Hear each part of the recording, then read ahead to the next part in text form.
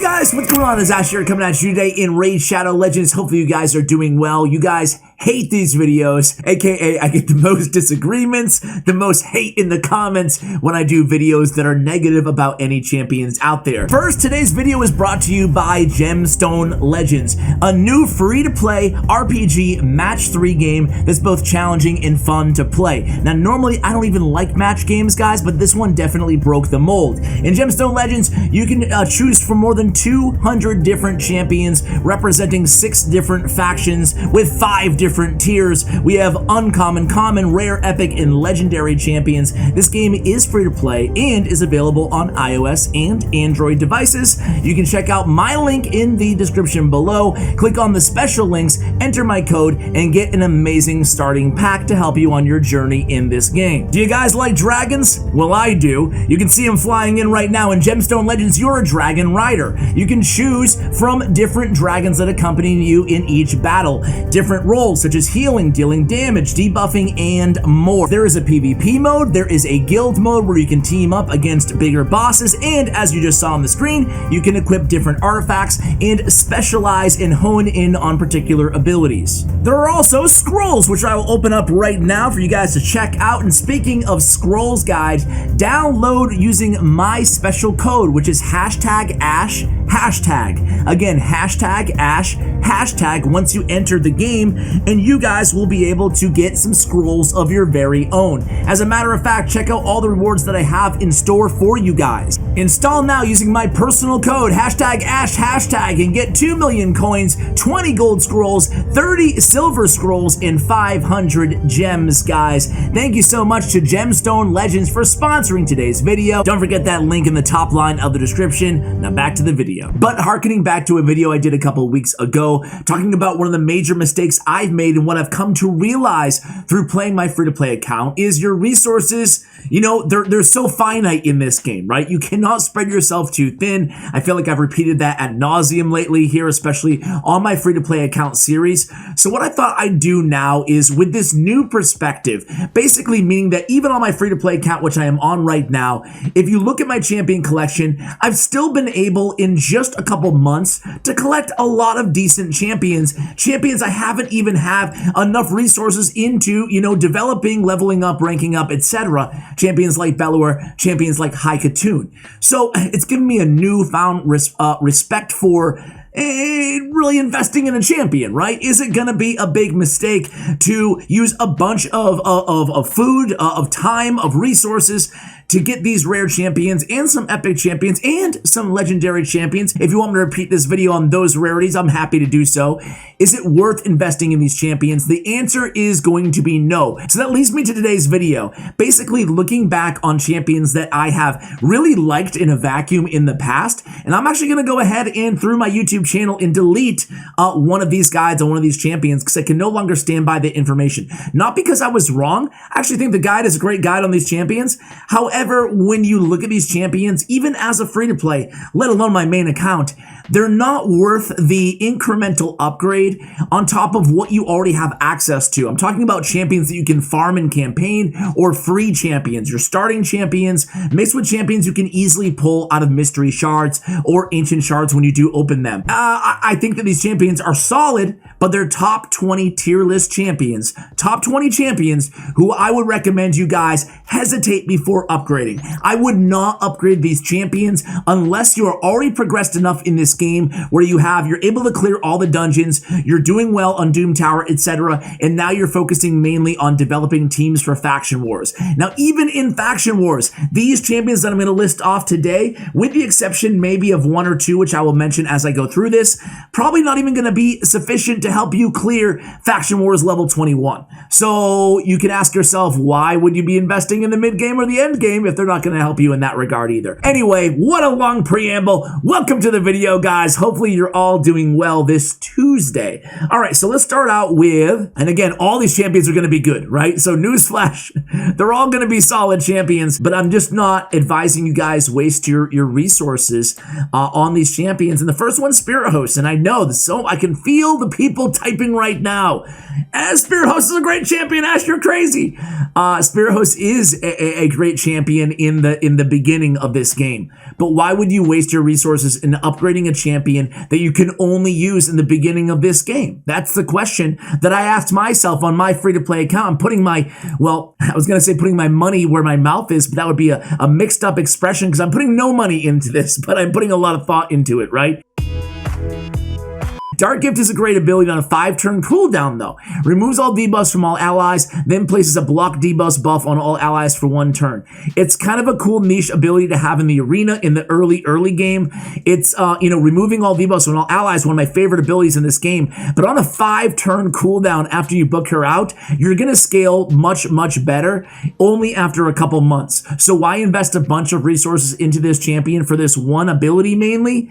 Only to have, you're going to have better options eventually, She has increased attack buff on all allies, and then she has a heal herself on the A1. And that's really it. She has a speed in all battles, which is a decent aura, but honestly, I'd probably go with one of the defensive auras of a champion like Apothecary if you can have if you can get your hands on him for dungeons. And speed in all battles, I guess it's not bad for the arena. Again, in the early game, just wouldn't advise you guys invest in Spirit Host unless you just got money and resources to burn, and who has that in Raid Shadow Legends?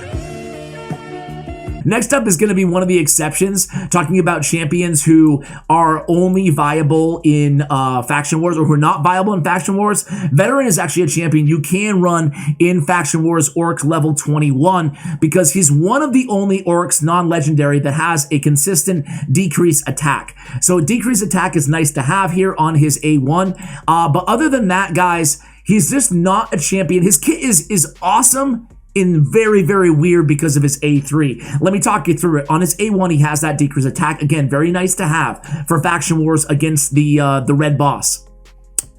Headhunter. Attacks one enemy, increase crit rate on all allies for 3 turns if the target is killed. It's an awful ability, not doing a lot of damage either. It scales secondarily off of attack. I mean, his attack sucks, so it's difficult to build this champion, and it becomes even more so on his A3. Now, it's a massacre. Attacks all enemies. Sounds like it should be doing a ton of damage. Has a 50% chance, 60-win book to placing a block buffs debuff for 1 turn. Damage increases according to this champion's max HP. So this one scales off of his defense and HP. This one scales off of defense and attack. And this one scales off of defense. He has a very low base attack, very low base HP. Yeah, man. I mean, and damage increases according to his max HP.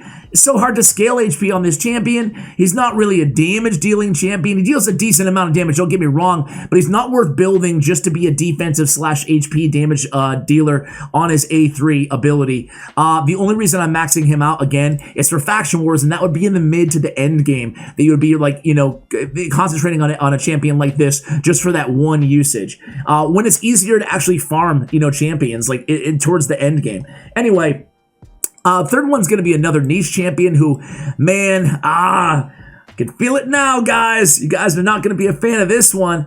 It's actually another rare champion who is actually I pulled. Again, I'm putting him on the list. He actually falls around like top 50, around 15 area in the tier list that I looked at. I looked at 3 tier lists preparing for today's video. Comet Smasher is always up there. And honestly, he's a cool champion, but I think you can do better again. You put basically Giant Slayer Mastery on him, it necessitates going and farming a bunch of masteries on this champion. Or do you want to do that? I don't know. I think he'll graduate better than Coffin Smasher for Clan Boss. I think you're going to be able to graduate to a better champion, in a few months' time. And does that make it worth your resources?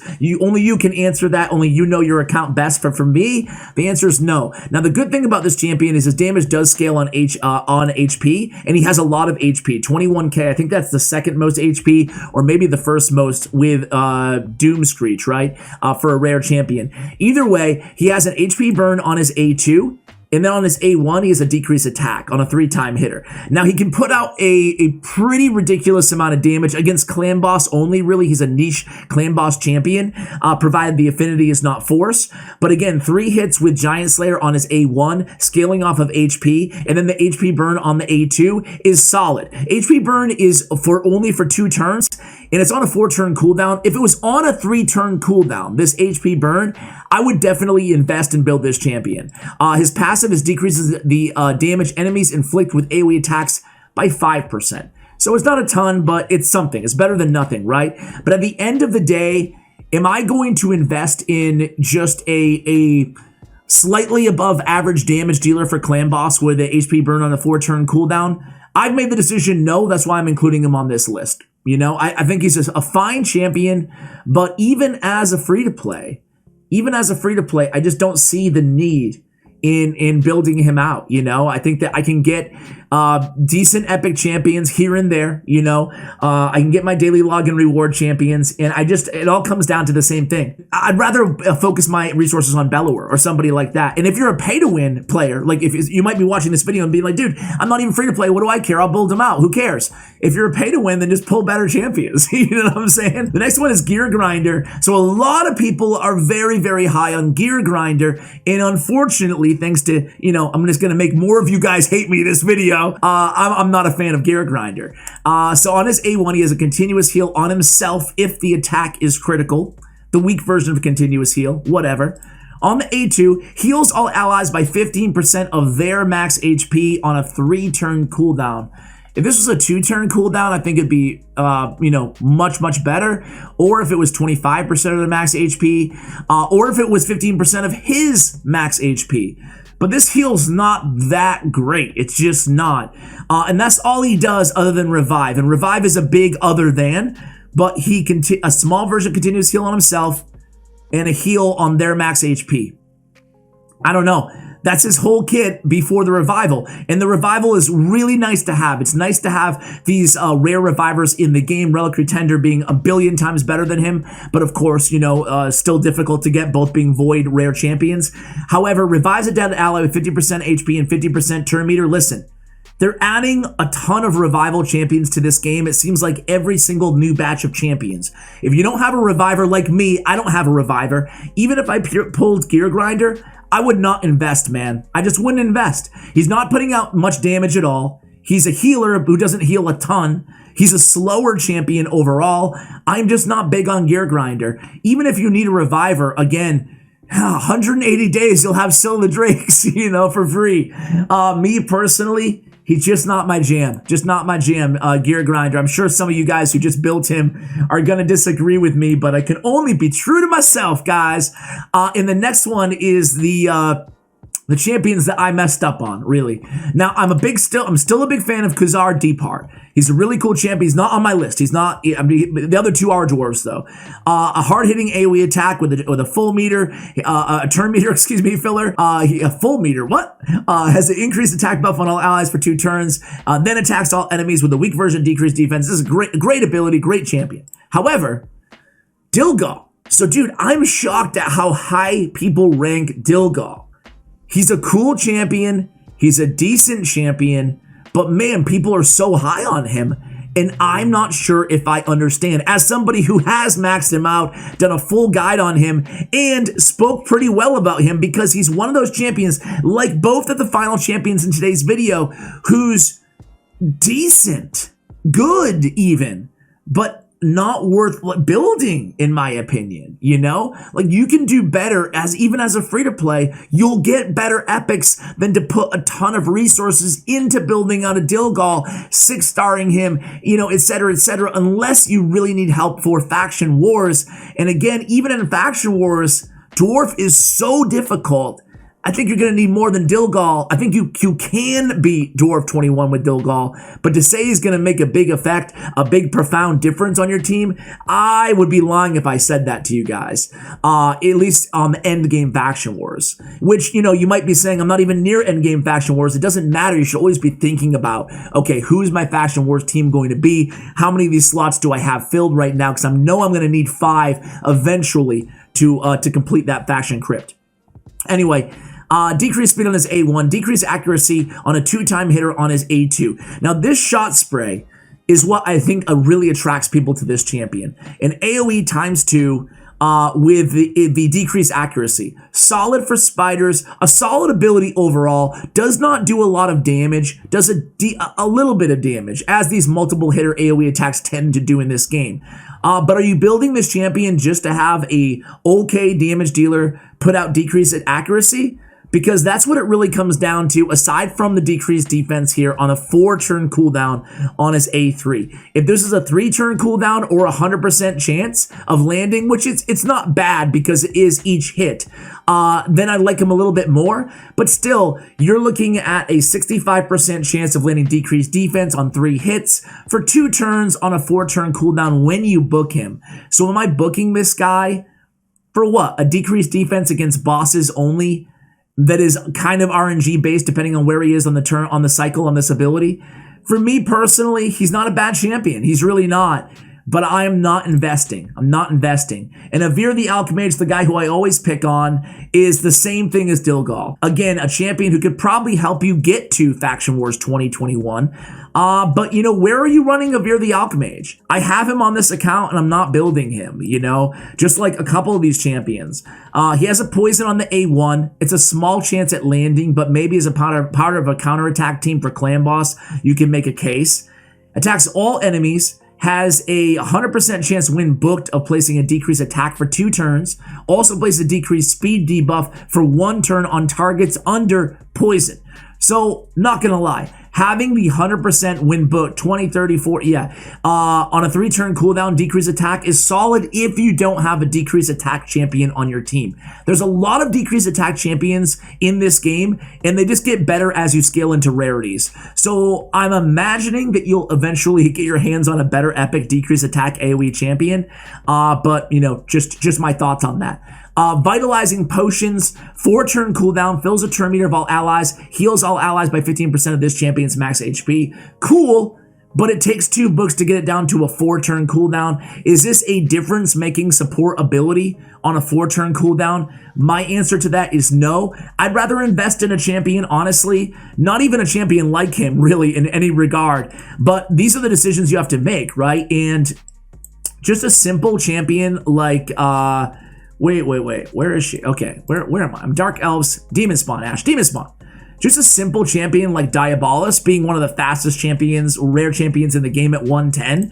Having the increased speed on an AoE with an AoE attack on a 3-turn cooldown, and then having the same thing basically, not the heal, but the turn meter increase and the decreased turn meter. You're getting the increased speed. I mean, it's hard to compare these champions now that I do so, but because one has heals and a little bit of support, and one is, you know, I guess I guess the positive charge being a 4-turn cooldown, doing 2 different things, kind of reminded me. But I know that Diabolus can put out more damage, albeit not against Clan Boss because of the lack of poison on the A1, but more damage overall with the increased speed. Even Diabolus is on the borderline. Would I build her out if I got her, which I can farm her. But honestly, these are the decisions that for right now, even Diabolist, now that I read her kit again, it's like, nah, I'm good, man. I have Apothecary. Even if I didn't have Apothecary, I knew I would get him eventually. Like, you play this game long enough, and I'm talking non-void rares, you're going to get your hands on basically any non-void rare if you play this game for a few months, you know? Maybe a little bit longer than that if you have bad RNG. But I have, you know, 2 months, and I don't think I'm that lucky, you know, based on all your comments. I don't think I'm like incredibly lucky here. I think that some people have legendaries by this time, even on a free-to-play account. I've seen it on other YouTubers' free-to-play series, and I look at their champions, I'm like, wow, they're really lucky. I thought I was doing well. So honestly, guys, I mean, when you get High Katoon, all these daily login reward champions. I was lucky enough to pull a Bellower from one of my 4 void shards in my last shard opening. I am sitting pretty right now, and I am not building any of those champions. At the very least, even if you love a champion that I, talked about in today's video, let me know why you love them. Let me know why you disagree with what I said. Let me know where my thought process is wrong if you disagree with me, because I'm pretty strong on this, that I think I've been overrating champions overall now that I have a fresh glimpse at starting from scratch in this game. So guys, we're going to go ahead and end it there. Thank you so much for watching, and as always, take care, guys.